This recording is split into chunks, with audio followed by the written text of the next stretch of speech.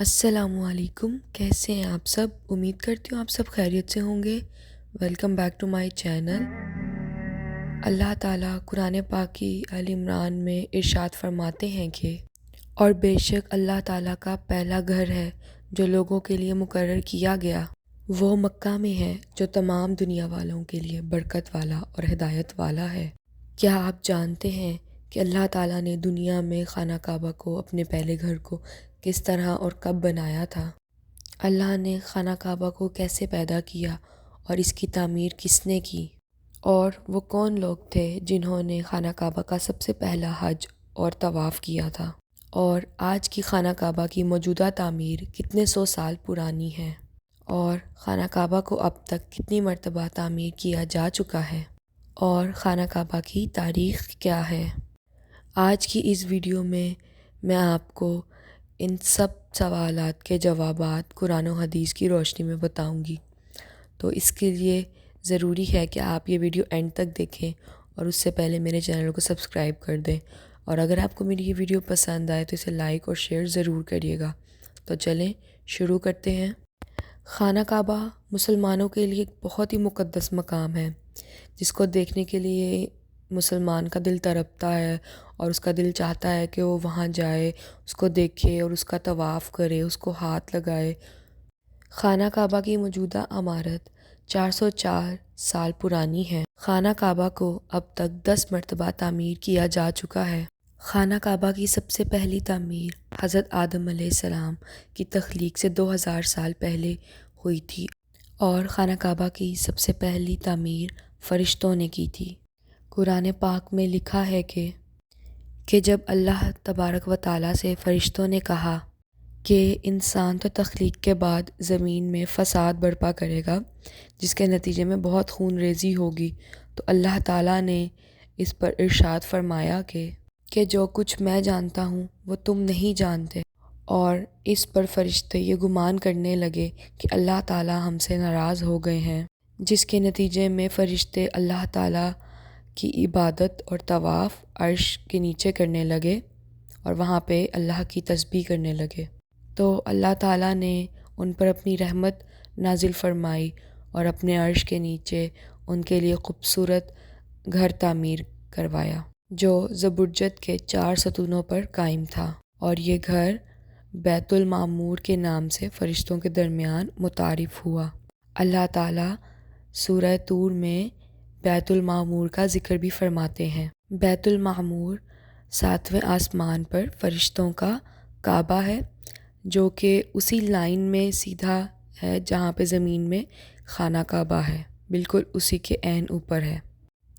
بیت المعمور کی حرمت ایسی ہی فرشتوں کے لیے ہے جیسے کہ زمین پر خانہ کعبہ کی حرمت ہے، اور روز 70,000 فرشتے اس کا طواف کرتے ہیں اور اپنی نماز ادا کرتے ہیں، اور جو فرشتہ ایک دفعہ بیت المعمور کا طواف کر لیتا ہے یا یہاں پہ نماز پڑھ لیتا ہے تو ساری زندگی اس کو دوبارہ موقع نہیں ملتا، بلکہ ہر روز نئے 70,000 فرشتے بیت المعمور میں حاضری دیتے ہیں اور اللہ تعالیٰ کی عبادت اور تسبیح کرتے ہیں۔ بخاری مسلم شریف میں ایک حدیث ہے، رسول اللہ صلی اللہ علیہ وآلہ وسلم کو بھی بیت المعمور دکھایا گیا۔ اللہ تعالیٰ نے 7ویں آسمان پر فرشتوں کے لیے اپنا گھر بیت المعمور بنایا، اور فرشتوں کو یہ حکم دیا کہ اسی بیت المعمور کی طرح زمین پر بھی میرا گھر بناؤ، تاکہ جس طرح فرشتے بیت المعمور پر طواف کرتے ہیں ویسے ہی زمین پر بھی میرا طواف کیا جائے۔ چنانچہ فرشتوں نے اللہ تعالیٰ کا حکم مانتے ہوئے زمین پر بھی بیت الشریف کی تعمیر کی اور اس کا طواف شروع کیا، اور فرشتے ہی وہ سب سے پہلے تھے جنہوں نے خانہ کعبہ کا حج بھی کیا۔ اور پھر اس کے بعد خانہ کعبہ کی دوسری تعمیر تب ہوئی جب اللہ تعالیٰ نے حضرت آدم علیہ السلام کو تخلیق کرنے کے بعد جنت سے زمین پر اتارا تھا۔ جب حضرت آدم علیہ السلام جنت سے زمین پر آئے تو انہوں نے اللہ تعالیٰ سے عرض کی کہ یا رب العالمین، نہ تو میں یہاں پہ ملائکہ کی تسبیح و تکبیر سن سکتا ہوں اور نہ ہی میں یہاں پہ کوئی عبادت گاہ دیکھ سکتا ہوں، جیسا کہ آسمان میں بیت المعمور کو دیکھا کرتا تھا جس کے ارد گرد فرشتے طواف کیا کرتے تھے۔ حضرت آدم کی یہ فریاد سن کر اللہ تعالیٰ نے حضرت آدم علیہ السلام سے ارشاد فرمایا کہ جاؤ، جہاں پر ہم تمہیں نشان بتائیں وہاں پر جا کر کعبہ کے ارد گرد طواف کر لو اور اس کی طرف منہ کر کے نماز بھی ادا کر لو۔ اللہ تعالیٰ نے حضرت جبرائیل علیہ السلام کو حضرت آدم علیہ السلام کی رہبری کے لیے ان کے ساتھ بھیجا، اور حضرت جبرائیل علیہ السلام اللہ کے حکم سے حضرت آدم علیہ السلام کو اس جگہ پر لے کر آئے جہاں سے زمین بنی تھی، یعنی وہاں پہ زمین کی جھاگ سب سے پہلے بنی تھی اور پھر وہی جھاگ پھیل کر پوری زمین بن گئی تھی۔ اس مقام پر حضرت جبرائیل علیہ السلام نے اپنے پر کو زمین پر مارا تو ساتوں زمین تک خانہ کعبہ کی بنیاد ڈال دی، اور ان بنیادوں کو فرشتوں نے 5 پہاڑوں کے پتھروں کی مدد سے بھرا اور ان کے گرد دیواریں کھڑی کر دیں۔ ان 5 پہاڑوں میں کوہ لبنان، کوہ طور اور کوہ جود ہیرا وغیرہ بھی شامل تھے۔ اس طرح اس دوسری تعمیر میں حضرت جبرائیل علیہ السلام کے ساتھ حضرت آدم علیہ السلام اور حضرت اماں حوا علیہ السلام نے شرکت کی۔ حضرت اماں حوا مٹی اٹھا اٹھا کر لاتی تھیں اور حضرت آدم علیہ السلام خانہ کعبہ کی تعمیر کرتے تھے۔ جب خانہ کعبہ کی تعمیر کا کام مکمل ہوا تو اللہ تعالیٰ نے حضرت آدم علیہ السلام کو خانہ کعبہ کا طواف کرنے کا حکم دیا اور فرمایا کہ آپ پہلے انسان ہیں اور یہ پہلا گھر ہے۔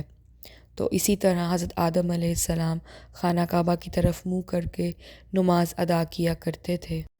حضرت آدم علیہ السلام کی خانہ کعبہ کی تعمیر کے بعد وقت کے ساتھ ساتھ خانہ کعبہ کی دیواریں کمزور ہونے لگی تھیں، تو حضرت آدم علیہ السلام کے بیٹے حضرت شیث علیہ السلام نے مٹی اور پتھروں سے خانہ کعبہ کی دوسری تعمیر کی، جبکہ بعض مفسرین کا کہنا ہے کہ حضرت شیث علیہ السلام نے خانہ کعبہ کی تعمیر نہیں کی تھی بلکہ اس کی مرمت کی تھی، اور اس کو تیسری تعمیر بھی کہا جاتا ہے۔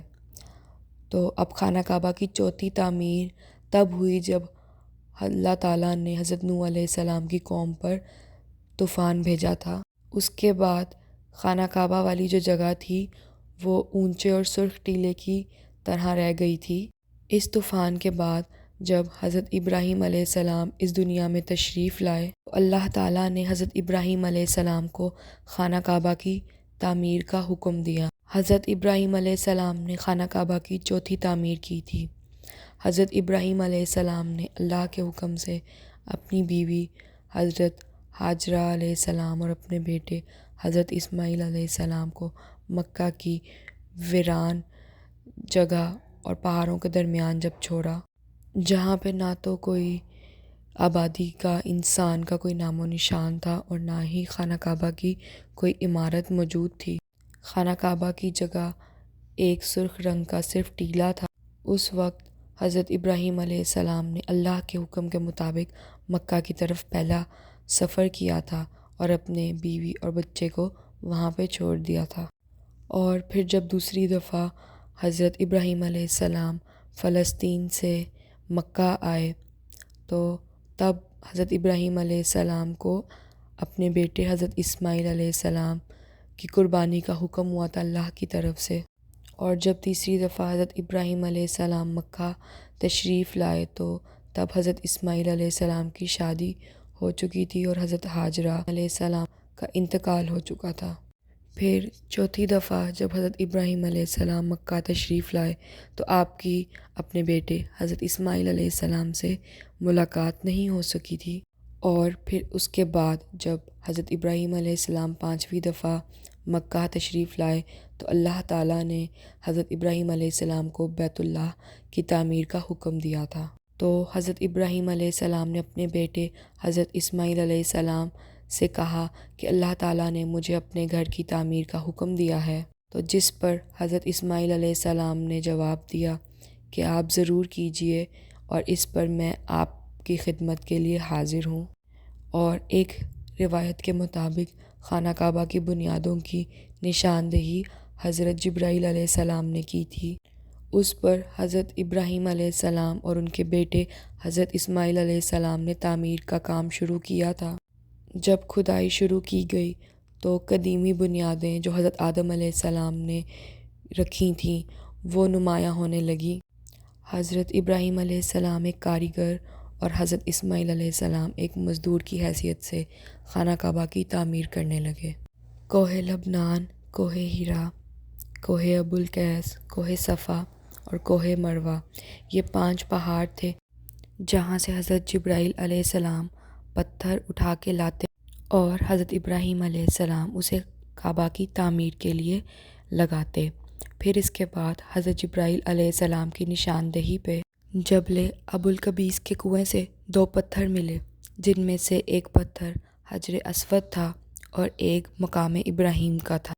مقام ابراہیم وہ مقام ہے کہ جہاں پہ کھڑے ہو کے حضرت ابراہیم علیہ السلام نے کعبہ کی دیواروں کی تعمیر کی تھی۔ جیسے جیسے دیوار بلند ہوتی جاتی تھی یہ پتھر بھی ہوا میں بلند ہوتا جاتا تھا۔ نبی کریم صلی اللہ علیہ وآلہ وسلم نے ارشاد فرمایا کہ حجر اسود جب جنت سے زمین پر اتارا گیا تو دودھ سے بھی زیادہ سفید تھا، اور پھر انسانوں کے گناہوں کی وجہ سے اس کا رنگ سیاہ ہو گیا۔ ایک روایت میں آتا ہے کہ نبی کریم صلی اللہ علیہ وآلہ وسلم نے فرمایا کہ حجر اسود اور مقام ابراہیم جنت کے یاقوتوں میں سے 2 یاقوت ہیں جو اللہ تعالیٰ نے زمین پر بھیجے اور ان کے نور کو بجھا دیا، کیونکہ اگر اللہ تعالیٰ ان کے نور کو نہ بجھاتا تو ان کی روشنی مشرق سے مغرب تک سب کچھ روشن کر دیتی۔ خانہ کعبہ کو 5ویں دفعہ قوم عمالقہ نے تعمیر کیا تھا اور 6ٹھی دفعہ قوم جرہم نے خانہ کعبہ کی تعمیر کی تھی۔